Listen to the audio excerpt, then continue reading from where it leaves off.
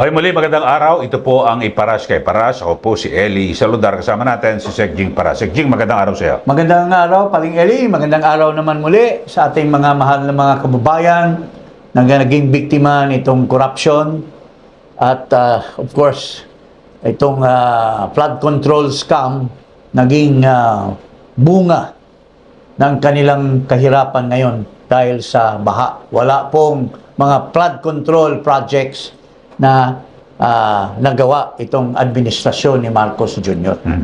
Okay, so pag-usapan ho natin at ito hong naging pahayag ni Palace Press Officer at PCO Undersecretary Claire Castro na kung saan ay marami po ang mga nasaktan ng mga teachers, ng mga guro dahil sa parang isa kanyang naging pahayag ay tila may mga guro raw na sila mismo ang nagtuturo sa kanilang mga estudyante para maging walang modo o maging bastos. O, ikaw, Segjing, ano man sabi mo rito? Well, this is uncalled for. Kasi, yung kanyang pagdadaldal parate, lalo na in this particular case, inire-relate niya doon sa nangyayari sa Zamboanga. Yung shooting. Nire-relate niya ito in the sense na yung mga guro doon sa paaralan na yan ay may kinalaman sa utak ng mga, ilan ba ito? Dalawa o isang bata lang? Dalawa. Makasama na isang yung sinasabing hindi mo na suspect. Oh, so, Bali, dalawa lahat. parang sinasabi nitong si Lucaret Castro ng Malacanang na yung pag-iisip ng mga bata may kinalaman yung mga guro dahil hindi sila naturuan ng modo, maayos na modo or maayos na pag-uugali. So, it's a prejudgment, Paring Eli, na only a stupid person can do, no? Kasi nagtuturo ka ng mga guro. Tapos ngayon, mag-aalibay ka, hindi ko naman nilahat yung mga guro. Iilan lang naman. Pero when you talk of some, that is still all, di ba? Kung hindi ka magsasabi ng mga pangalan, kung sino yung tinuturo mo, when you say some, sino sa kanila? Suspect lahat. Suspect lahat. So, talagang kulang-kulang talaga itong babae na ito, Paring Eli. Sige. Anong masasabi mo? Eto, panoorin muna natin at komentaryo natin yung kanya mga naunang Panoorin pahayag. natin itong kalukuhan nitong Lucaret na babae dyan sa Malacanang. Dapat na ang mga kabataan natin ay naggagabayan, hindi lamang ng kanilang mga magulang, kung hindi sa kanila mismong paaralan. Minsan na po natin nakita, mismo ang ibang mga guro ay lumalabag sa ganitong klase ng moralidad. Sila minsan ay nagtuturo sa kanilang mga estudyante kung papaano maging walang modo, lalong-lalo na sa mga nakakatanda or sa mga ibang tao. Panahon na po, hindi lamang po ang gobyerno, lahat po tayo, especially pag nasa school, kayo po ang magsilbing pangalawang guro sa ating mga kabataan. Mga ibang guro. Now, when you speak of ibang guro, sino yung mga ibang guro na yan na nire-repair mo? Because in the totality of teachers all over the country that are supposed to teach their pupils, their students,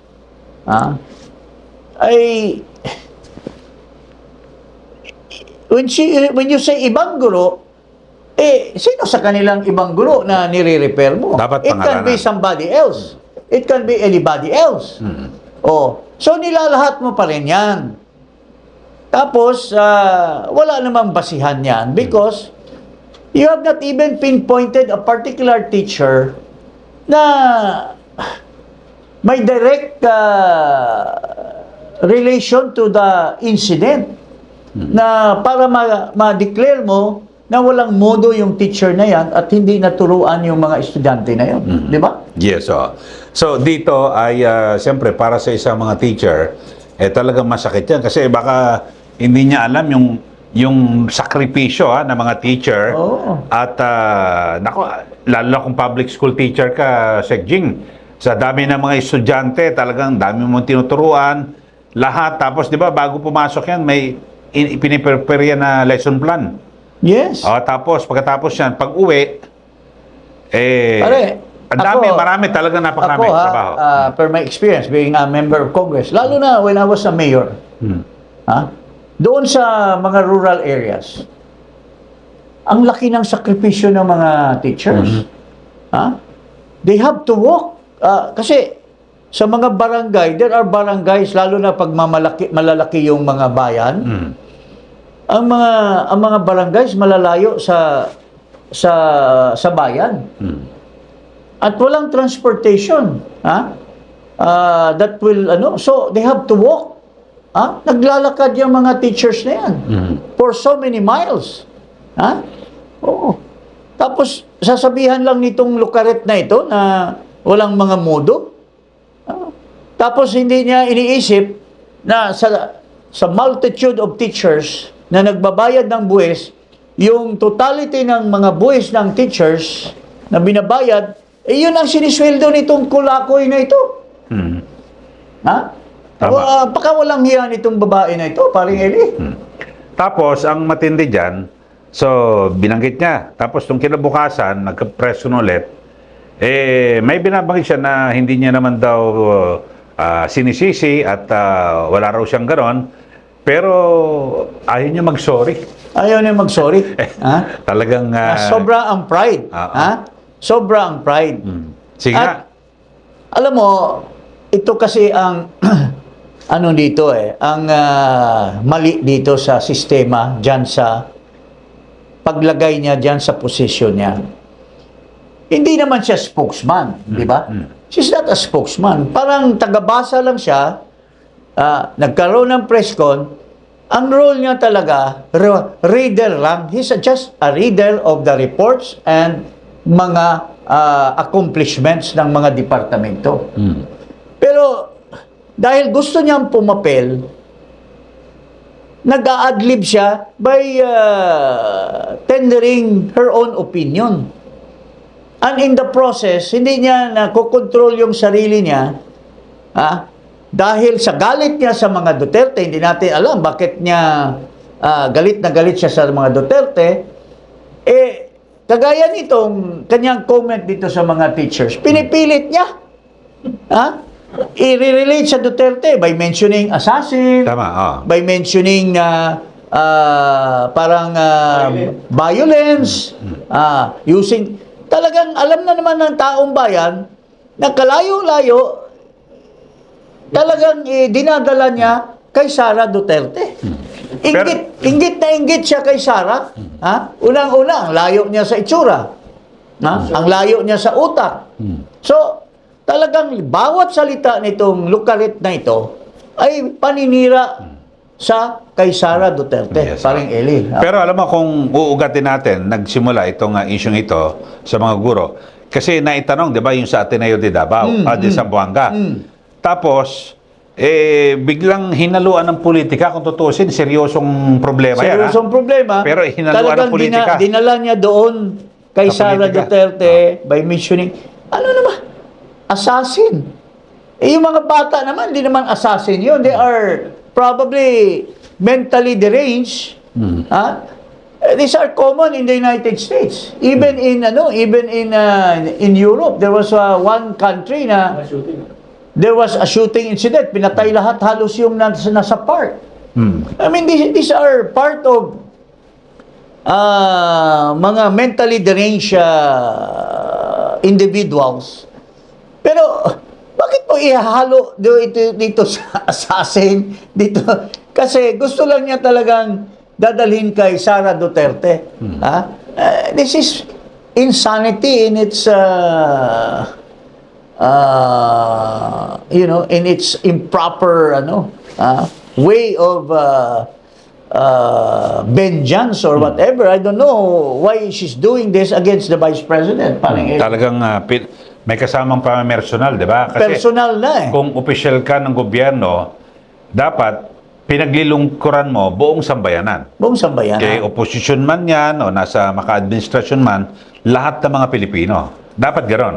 Kasi pinapasweldo ka ng pera ng taong bayan. Oo. Di ba? Oh. Ito, panoorin natin na Sec Jing, yung na kung saan para inahahain na sa kanya na dapat mag-sorry ka na lang para wag na umabay. Ito. Pero ito, panoorin natin.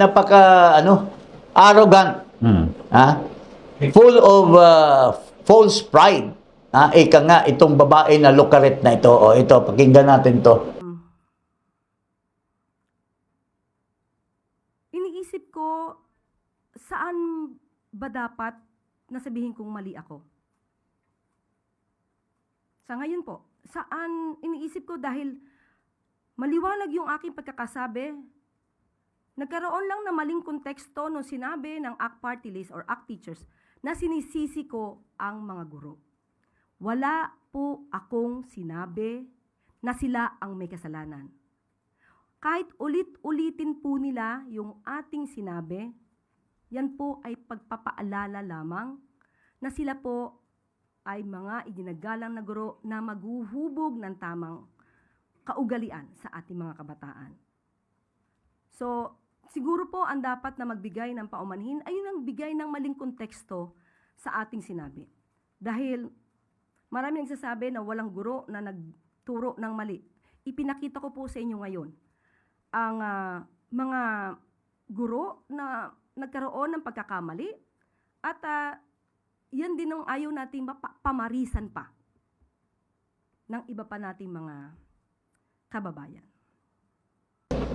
Talagang napakasinungaling Wala daw siyang sinasabi na may kinalaman or mali ang mga guro. Unang-una na nga, sinasabi niya na may mga ibang guro na walang mudo. Nagtuturo. Na nagtuturo. Ha? So, doon pa lang, Mali na yung sinabi niya na yun. mali na yung sinabi niya. Ha? Saan ka hindi nagkamali? Ha? Maling-mali yung sinasabi mo by just saying that may mga ibang guro na walang mudo.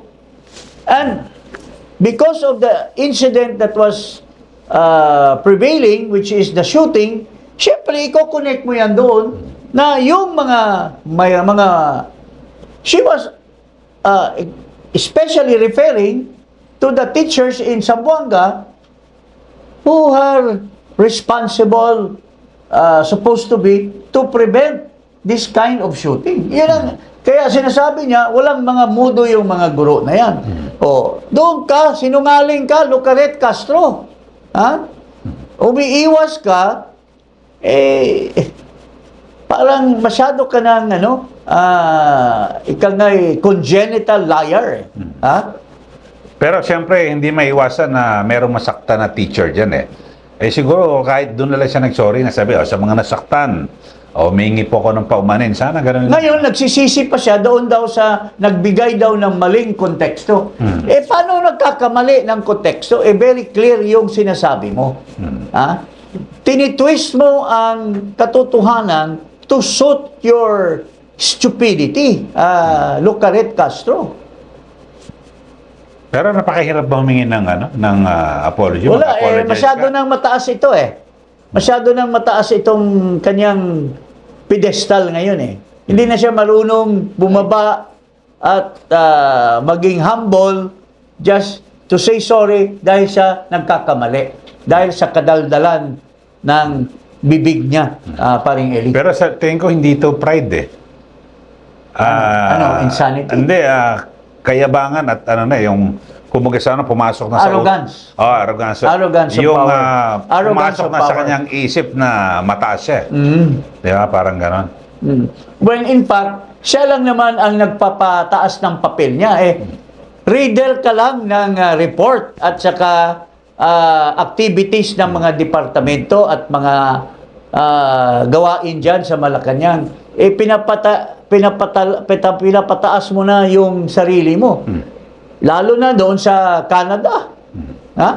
Pinapataas mo yung sarili mo na hindi ka naman kasama doon sa PCO. Ha? Gusto pa niya daw kumukuha ng reels. Hindi ka naman photographer. sinasayang mo yung pera ng gobyerno sa junket. Nagpunta ka doon sa Canada para mag-junket. Kaya nga, pinagmumura ka ng mga Pilipino doon. O, nasaan na ngayon yung sasampahan mo ng kaso yung mga Pilipino, isusumbong nyo sa Canadian government? Nasaan na ngayon yun?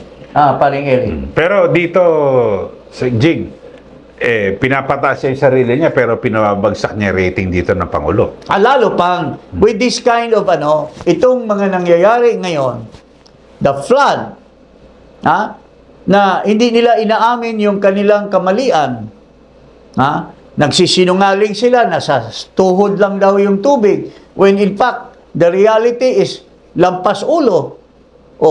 Tapos, nagtatrabaho lang daw ang Pangulo. Kung nagtatrabaho pa 4 years ago, wala ng, kung may flood man lang, dahil talagang